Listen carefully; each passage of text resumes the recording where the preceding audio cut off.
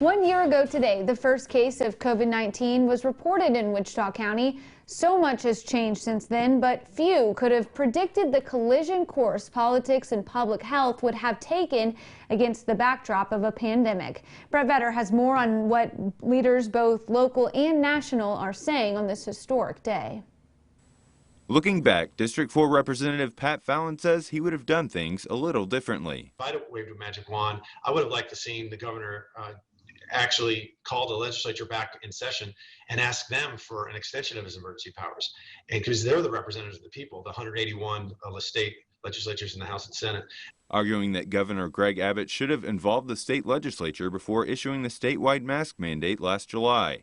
But Fallon realizes he was stuck between a rock and a hard place. The governor was really faced with a buffet of horrible choices, and he did the best that he could. I would have done things differently, but I'm not the governor, so that really didn't matter.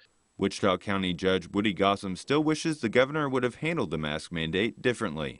I could take a shot and say it was too late, but the various mayors in the county and I only agreed to do that about a week before that we felt the information was pushing.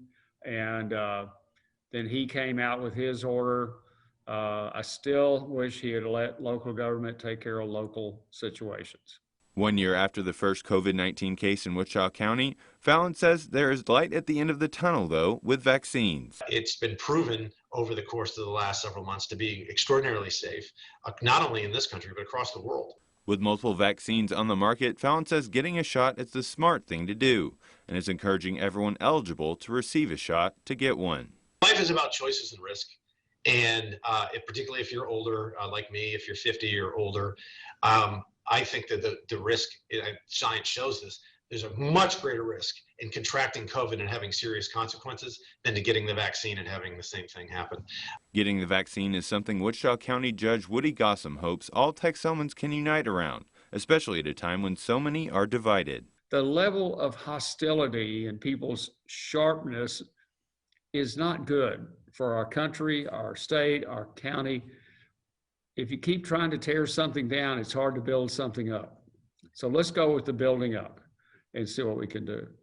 Full speed ahead toward a hard to define but familiar return to normalcy.